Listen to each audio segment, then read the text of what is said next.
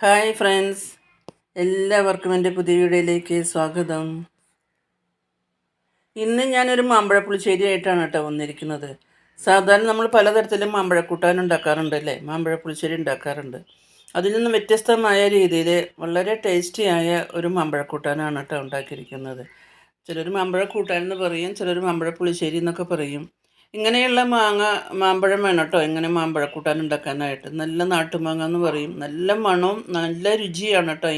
ഇങ്ങനെയുള്ള മാമ്പഴം കൊണ്ട് വേണം നമുക്ക് മാമ്പഴ കൂട്ടാൻ ഉണ്ടാക്കാനായിട്ട്. നല്ല ടേസ്റ്റാണ്. ഒരു പ്രത്യേക രീതിയിൽ തന്നെയാണ്, സാധാരണ വ്യത്യസ്തമായ രീതിയിലാണ് ഒരു മധുര മാമ്പഴ പുളിശ്ശേരി എന്ന് പറയാം. അതിന് വേണ്ടിയിട്ട് മാമ്പഴം, നല്ല നാട്ടുമാങ്ങ നല്ലപോലെ കഴുകി തുടച്ച് അതിൻ്റെ ഞെട്ടി മാത്രം കളഞ്ഞിട്ട് അതിൻ്റെ ഞെട്ടി കളഞ്ഞ് തൊലി കൈകൊണ്ട് ചീന്തി എടുത്തു കേട്ടോ. തൊലി ഇങ്ങനെ കൈകൊണ്ട് ചീന്തി എടുക്കണം. എപ്പോഴും അങ്ങനെ കത്തി കൊണ്ട് മുറിക്കേണ്ട കാര്യമില്ല. കൈകൊണ്ട് ഇങ്ങനെ തൊലി നല്ലപോലെ ഇങ്ങനെ ചീന്തി എടുത്തു. അതിനുശേഷം ആ തൊലിയിൽ നിന്നും കുറച്ച് ജ്യൂസൊക്കെ ഉണ്ട്, തൊലിയൊക്കെ നല്ലോണം പിഴിഞ്ഞ് ഈ മാമ്പഴത്തിൽ കൂടെ ഒഴിച്ചു കേട്ടോ. അതിനുശേഷം അത് അടുപ്പത്ത് വേവിക്കാൻ വെച്ചു. അപ്പോൾ മാമ്പഴം വേവിക്കാൻ വെച്ചപ്പോൾ അതിൽ നെയ്യ്, ഒരു 1.5 ടീസ്പൂൺ നെയ്യ് ഒഴിച്ച് കൊടുക്കുന്നുണ്ട് കേട്ടോ. നെയ്യിൽ വേണം നമുക്ക് ഈ മാമ്പഴക്കൂട്ടാൻ ഉണ്ടാക്കാനായിട്ട്. ഒരു പ്രത്യേക രുചി തന്നെയാണ് നെയ്യ്. അതിനുശേഷം കുറച്ച് ശർക്കര ഉരുക്കി, ഒരു 4 വെല്ലം ശർക്കര ഉരുക്കി അരിച്ച്, ഒരു 1/4 ഗ്ലാസ് വെള്ളത്തിൽ ശർക്കര ഉരുക്കി അരിച്ച് അതും കൂടി ഒഴിച്ചു കൊടുക്കുന്നുണ്ട് കേട്ടോ. അതാണ് സ്പെഷ്യൽ മാമ്പഴക്കൂട്ടാൻ എന്ന് പറഞ്ഞത്. ഈ ശർക്കര നീരും ഈ നെയ്യിലും കിടന്നിട്ട് വേണം ഈ മാമ്പഴം നല്ല പോലെ തിളച്ച് വേവിച്ച് നമുക്ക് വഴറ്റിയെടുക്കണം. നല്ല ടേസ്റ്റാണ് കേട്ടോ എങ്ങനെ ഉണ്ടാക്കുന്ന ഈ മാമ്പഴക്കൂട്ടാൻ. നല്ല പോലെ തിളച്ചു കേട്ടോ. ഈ ശർക്കര നീരും നെയ്യിലും കിടന്ന് ഈ മാമ്പഴം നല്ലപോലെ തിളപ്പിച്ച് നമുക്ക് വേവിച്ച് വഴറ്റിയെടുക്കണം. നല്ലപോലെ തിളച്ച് പാകാവാൻ തുടങ്ങിയിട്ട് ഇടയ്ക്കിടയ്ക്ക് ഇങ്ങനെ ഇളക്കിക്കൊണ്ടിരിക്കണം കേട്ടോ. തിരിച്ചും മറിച്ചും നമുക്ക് ഇതിങ്ങനെ ഇളക്കിയിരിക്കണം. അല്ലെങ്കിൽ ഒരു ഭാഗം മാത്രമല്ലേ വേവുള്ളൂ. എല്ലാ ഭാഗവും ഒരുപോലെ വേവാൻ വേണ്ടിയിട്ട് ഇടയ്ക്കിടയ്ക്ക് നമുക്കിങ്ങനെ ഇളക്കിക്കൊണ്ടിരിക്കണം. കുറച്ച് നേരം അടച്ച് നല്ലപോലെ വേവിച്ചെടുക്കാം കേട്ടോ. ഇത് അടുപ്പ് തുറന്നു. മാമ്പഴമൊക്കെ ഇങ്ങനെ പാകാവാൻ തുടങ്ങിയിട്ടുണ്ട്. ആ ശർക്കര നെയ്യിലും കിടന്ന് നല്ലപോലെ മാമ്പഴമൊക്കെ നല്ലപോലെ പാകമായി വരുന്നുണ്ട് കേട്ടോ. നല്ലൊരു ടേസ്റ്റ് തന്നെയാണ് കേട്ടോ എങ്ങനെ ഉണ്ടാക്കുന്ന ഈ മാമ്പഴ പുളിശ്ശേരിക്ക്.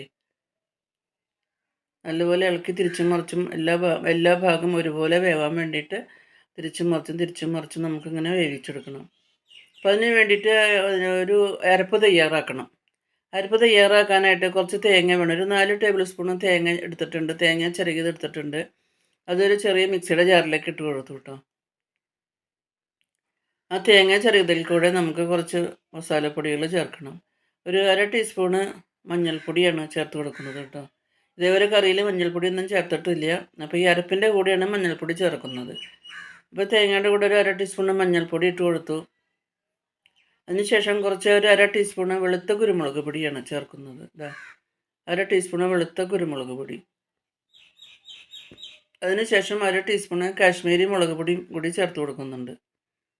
ഒരു 1/4 ടീസ്പൂണ് ജീരകം, സാധാരണ നമ്മൾ അവിയലിലേക്കൊക്കെ എടുക്കുന്ന ചെറിയ ജീരകം, അതും ഒരു 1/4 ടീസ്പൂണ്.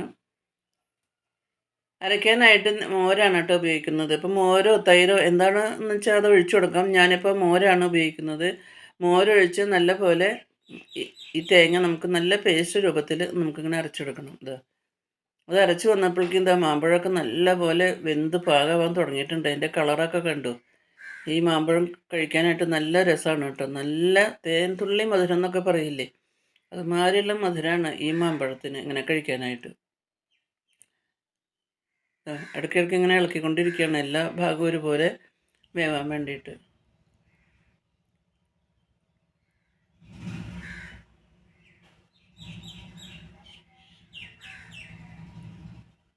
അപ്പോൾ മാമ്പഴമൊക്കെ ഒരുവിധം നല്ലപോലെ വെന്ത് വന്നു കേട്ടോ. വെന്ത് വന്നപ്പോൾ നമ്മൾ അരച്ച് വെച്ചിരുന്ന തേങ്ങയുടെ കൂട്ട് ഒഴിച്ചു കൊടുത്തു.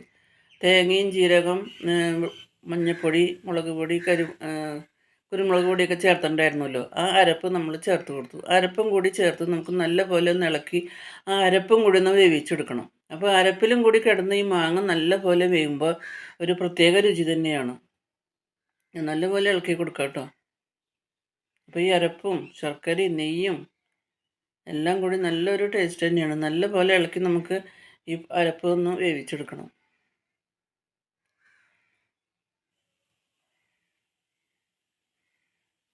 അപ്പോൾ കറിയൊക്കെ ഒരുവിധം പാകാവാൻ തുടങ്ങിയിട്ടുണ്ട്. ഇതുവരെ അതിലേക്ക് ഉപ്പിട്ടുണ്ടായില്ല. അപ്പോൾ ആവശ്യത്തിന് ഉപ്പും കൂടി ചേർത്ത് കൊടുത്തു കേട്ടോ. ഉപ്പും കൂടി ചേർത്ത് നമുക്ക് വീണ്ടും നല്ലപോലെ ഒന്ന് ഇളക്കി യോജിപ്പിക്കാം.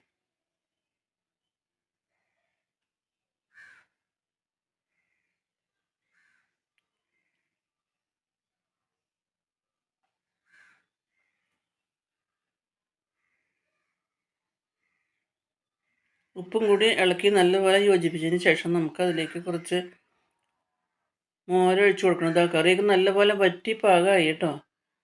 ആ അരപ്പിൽ കിടന്ന് നല്ലപോലെ വറ്റി പാകമായി.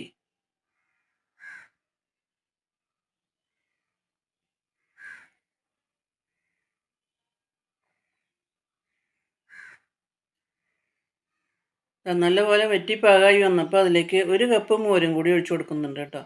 അതിപ്പോൾ തൈര് വേണമെങ്കിൽ തൈര് ഒഴിച്ച് കൊടുക്കാം, മോര് വേണമെങ്കിൽ മോര് ഒഴിച്ച് കൊടുക്കാം. ഞാനിപ്പോൾ മോരാണ് ഒഴിച്ച് കൊടുത്തത്. അതിൽ1 കപ്പ് മോരും കൂടി ഒഴിച്ച് കൊടുത്തു. നല്ലപോലെ ഒന്ന് ഇളക്കി യോജിപ്പിച്ചു. അപ്പോൾ അത് വരുമ്പോൾ നമുക്ക് ഫ്ലെയിം ഓഫ് ചെയ്യാം കേട്ടോ. മോര് ഒഴിച്ച് തിളയ്ക്കണ്ട. അപ്പോൾ അത് വരാൻ തുടങ്ങുമ്പോൾ നമുക്കതിൻ്റെ ഫ്ലെയിം ഓഫ് ചെയ്ത് കൊടുക്കാം. എല്ലാം നല്ലപോലെ ഒന്ന് ഇളക്കി യോജിപ്പിച്ചെടുക്കാം മോര് ആ കറിയിൽ.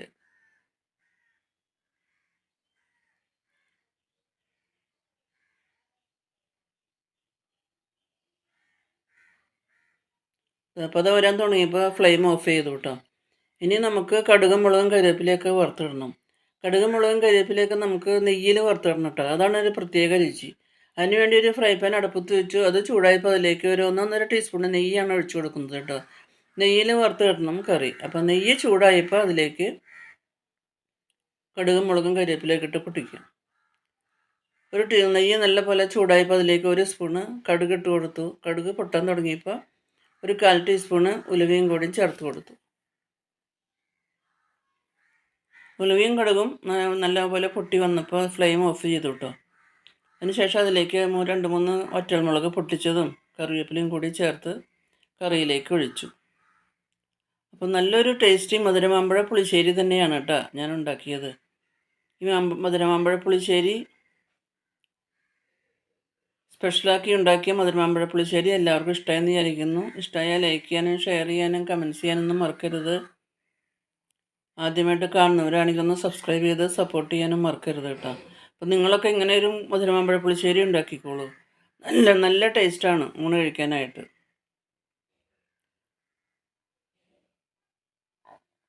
എല്ലാം കൂടി വറുത്തിട്ടു. പുതിയൊരു വീഡിയോ ആയിട്ട് നമുക്ക് വീണ്ടും കാണാം.